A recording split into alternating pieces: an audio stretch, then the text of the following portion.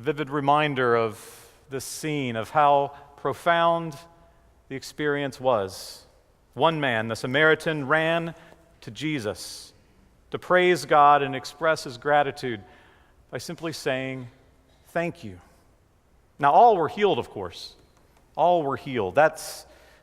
Jesus didn't wait to see who was going to be grateful and who was going to say thank you before offering them a new life.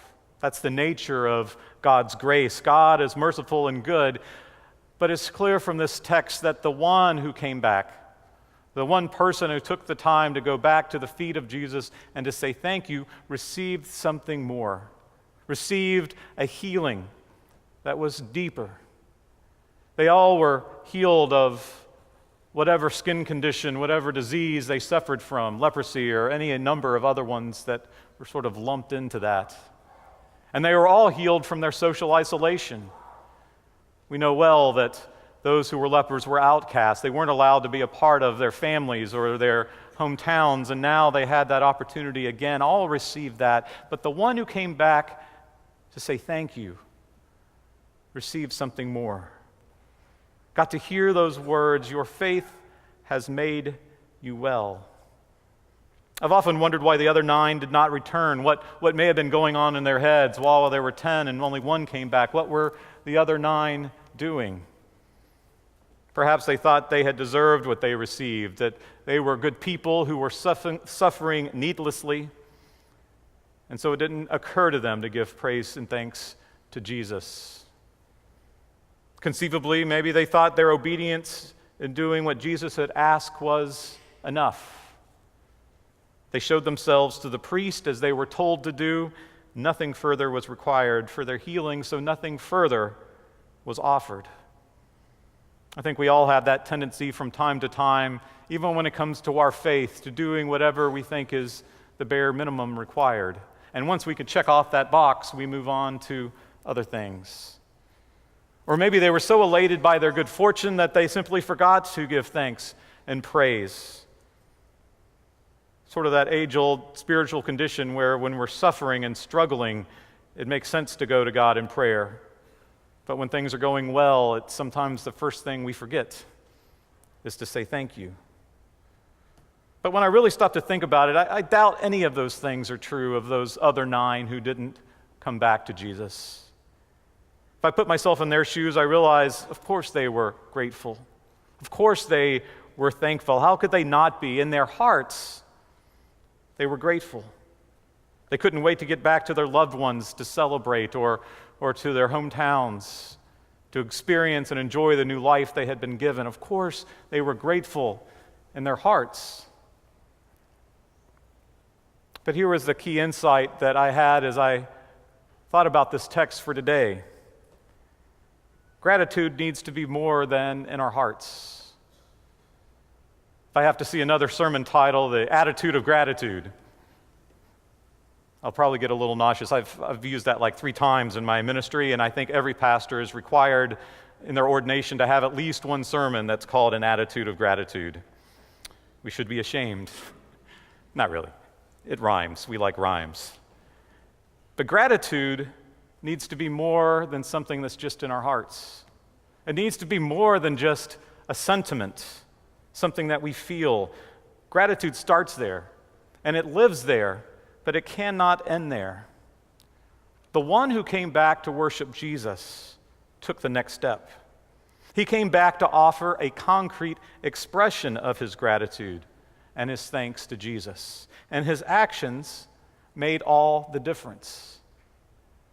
Now, I'm projecting that they were all grateful. I'm assuming that they were all grateful. What makes the one different is that he actually physically went back and did something about what he was feeling and his thankfulness. And so as I think about this, a few questions come to my mind. First, what is it that we are grateful for? If we're going to find ourselves in the place of these lepers who were healed, we have to ourselves get in touch with why are we actually grateful for what we have in life? What fills us with thankfulness? What fills us with gratitude? The obvious answers are often we're thankful for our marriages and for our families. We're thankful for the work we're able to do. We're thankful for our health. We're thankful for an opportunity of healing. We're thankful for everyday graces, even of just simply waking up and drawing breath in the morning. The beauty of creation.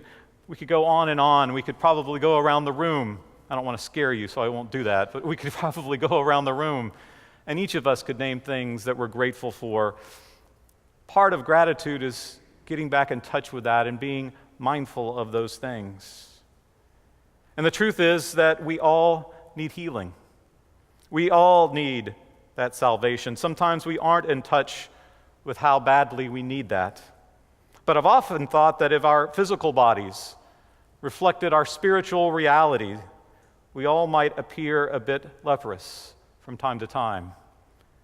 All of the inappropriate or uncharitable thoughts that we have, all of the feelings of anger and judgment we feel towards others or even towards ourselves, even the despair and sadness that sometimes creeps into our lives. The reality that we have all fallen short. If the things that are in darkness within us came to light, no one could deny that we need healing, that we need the salvation that is found only in Jesus. We all need to be in a place where we can hear Jesus say, "Your faith has made you well." And so if you're looking for a reason to be thankful, we can start with the forgiveness and the mercy and the love that is ours in Christ Jesus, undeserved and unmerited grace. But then comes the second part of it. We need to actually practice gratitude, not just, again, feel it or be sentimental about it, but actually practice gratitude. Like the one man who returns, we need to move beyond gratitude, being sentiment, and also take the next step to find concrete expressions. We need to practice, because like that man, our actions will make all the difference in the world. Sentimentally, I love Ruth with all of my heart. I feel it inside. It's in my head and in my heart. But if I did not concretely express that love for her in countless ways, we wouldn't have a healthy marriage.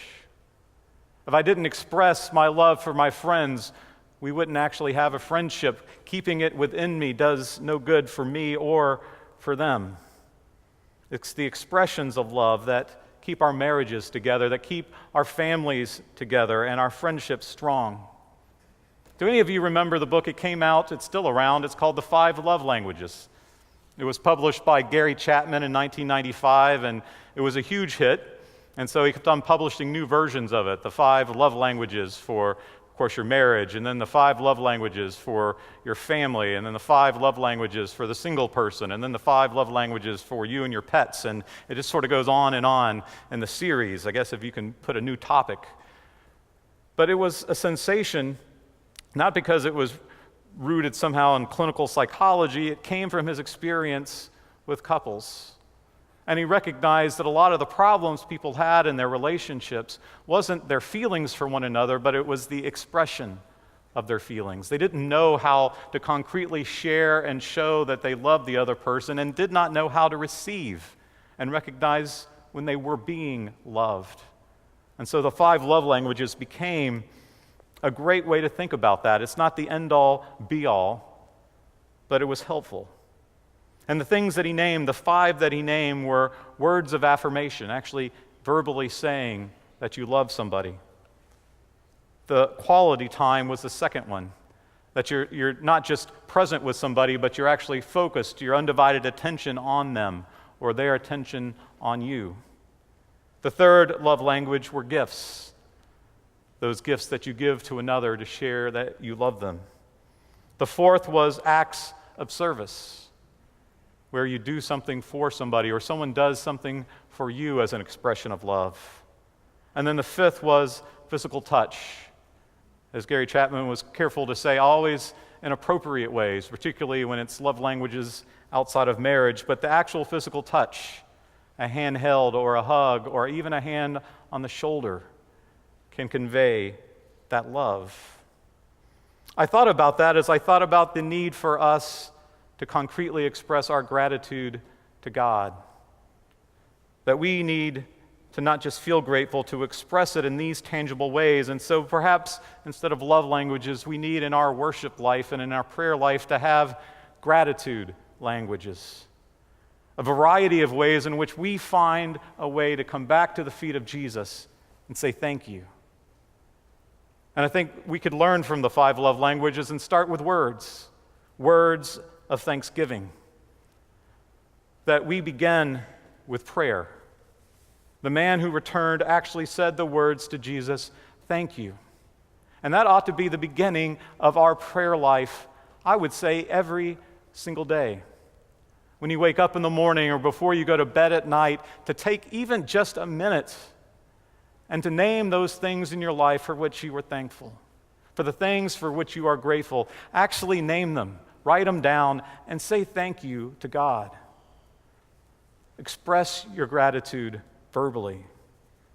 It makes a world of difference when you actually take the action to say it in prayer. I think the second language of gratitude is quality time. And I think in this context, quality time means giving God our undivided attention, and that's why the Sabbath was created. What you do, and I'm now preaching to the choir both literally and figuratively, when we come to worship, when we set aside an hour or so of our day on a Sunday to come and worship God, as long as we're focused and fully present here, we are giving God our undivided attention. It can become an expression of our gratitude. I know that we're not always fully present when we come here. We're often distracted by other things, but we at least have that opportunity because we have set apart this time to worship, this time to get perspective on the source of our life, this time to truly say thank you and to give God our gratitude as we worship together. The third language of gratitude is gifts, much like the love language. As I mentioned earlier, as we took our offering is a part of worship. From the earliest chapters of the Bible, the people of God worship God by making an offering, by making a sacrifice, something that was of value symbolically, but value in all terms, something that was of substance, something that was concrete, something that represented the best of who they are and what they have, and they offer it to God as a means of saying thank you to God and saying that we belong to God. Offering our gifts to God is one of the most tangible acts of thanksgiving and gratitude, and we make our offerings with joy when we are deeply in touch with how God has healed us and saved us. And finally, I think the fourth language of gratitude is service. When I talk to people who are volunteering their time, whether it be on Tuesday morning or somewhere in the community or on a mission trip, very often if I say, why do you feel led to do this? I almost always hear it's really important for me to give back. And I think that's exactly right. Acts of service done as a means of saying thank you to God. We give our time and our energy and our passion and service and gratitude. We cannot repay God for all that God has done for us, but we can pay it forward. We can pay it forward. We have been healed, and so we can work for the healing of others as an act of gratitude for what God has done for us. We have been forgiven so that we can make sure others know of God's forgiveness. We have been touched by God's grace, so we make sure others know and experience that grace. Those are just four, and I'm sure there are other ways that we can actually express this gratitude, like the one who came back and fell at Jesus' feet. When I was growing up, one of the things I hated the most was that I had to always write thank you notes whenever gifts were received. I'm sure you were raised right and raised your kids right, like my mother tried to raise me right. And it was always, it seemed, thank you notes to my grandmother, because who else gives more gifts than grandmothers, right? And I used to remember thinking, why do I have to write this down? She knows that I love her. She knows that I'm thankful for these gifts. And my mother's answer would always be, you do it anyway. And I think there was this great wisdom in it to know that, yes, my grandmother knew, but you still act. You still say it. You still write it. You still do it as much for yourself as for the one you're writing that note to. Even if it now is a thank you text, but the lesson still goes. Why is it any less in our relationship with God? We know God knows our hearts and our minds. God knows if we're grateful or ungrateful, but we still need to do it. We need to express it in any way that we can, to offer God our thanks, to offer God our gratitude, not for God's own sake, but for ours, because that very act humbles us and puts us in right relationship with God. It opens within us the space for God to heal us in a deeper way, to say to us, go, your faith has made you well.